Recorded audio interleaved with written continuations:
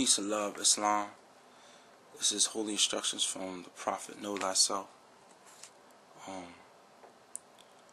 I'm going to read it. It says, weak and ignorant as thou art, O man, humble as thou oughtest to be. O child of the dust, wouldst thou raise thy thoughts to infinite wisdom? Wouldst thou see omnipotence displayed before thee? Contemplate thy frame. Fearfully and wonderfully art thou made. Praise therefore thy Creator with awe, and rejoice before him with reverence.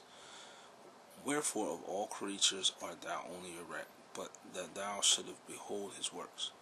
Wherefore art thou to behold, but that thou mayest admire them? Wherefore to admire, but that thou mayest adore there in thy Creator? Wherefore is consciousness reposed on thee alone, and whence is it derived to thee? It is not in flesh to think, it is not in bones to reason. The lion knoweth not the worms shall eat him. The ox pierceth not that he is fed for the slaughter. Something is added to thee, unlike to what thou seest. Something informs thy clay higher than all is object of thy senses. Behold, what is it? The body remaineth perfect after it is fled, therefore it is no part of it. It is immaterial, therefore it is eternal. It is free to act, therefore it is accountable for its actions. Knoweth the ass the use of food because his teeth mow down their herbage? Or standeth the crocodile erect, although his backbone is as straight as thine? Allah formed thee as he formed thee on these. After them all wert thou created. Superiority and command were given thee over all, and of his own breath did he communicate to thee the principle of knowledge. Know thyself, and the pride of his creation, the line of uniting divinity and matter. Behold, a part of Allah himself within thee. Remember thy own dignity, and nor dare descend to evil or the meanness. Who planted terror in the tail of the serpent? Who clothed the neck of the horse with thunder? Even he who hath instructed thee to crush the one under thy feet, and to tame the other to thy purpose. I'm focus on several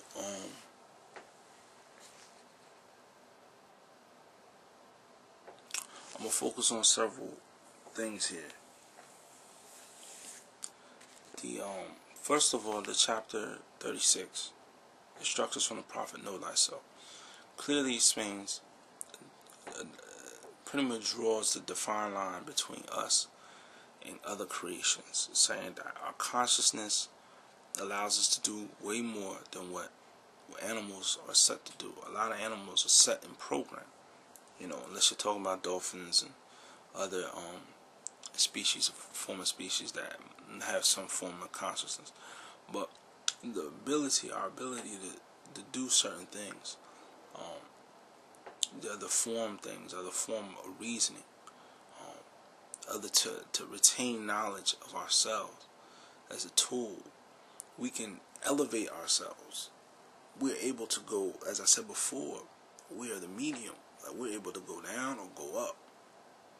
The animal can't go up. He can only stay down. We're able to flow in and out of different forms. As you can see, go outside, you see many of us in a lower form as it is. Wake up, eat, sleep, have sex, and go to work.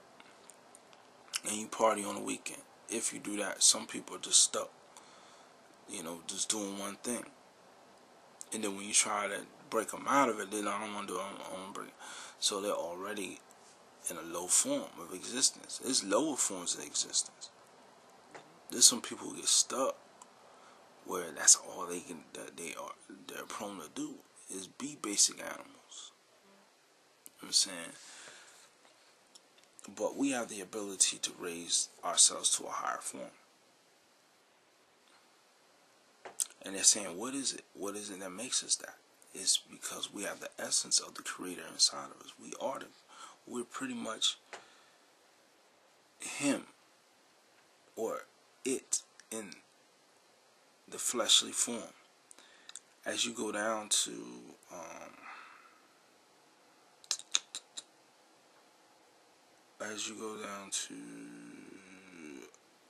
verse 10, it says, "Know thyself in the pride of his creation, the line uniting divinity and matter." Matter and divinity. There's divine rules, governance, and there's rules that govern the material plane. There's two sets. The material plane is governed by instinct in nature, and that's what governs most. That's pretty much puts everything on autopilot. It's already set. But divine governs a higher level, and not only does it governs the higher level of higher than the material plane, but it also governs the inner level, or the inner workings of the material plane.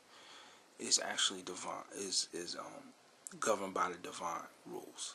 So the inner workings, so the divine is not only up here, but it's also in the inner workings. So as you pierce through the material plane, through whatever you do, your meditations and so forth, you'll begin to see the divine connection. It's almost like when Neo got shot. Remember in the first Matrix, he got shot 3 times, and then when he rose up, and his eye, and he finally woke up, he saw all the digital decodings in the Matrix. He saw the oneness. He saw everything for its essence.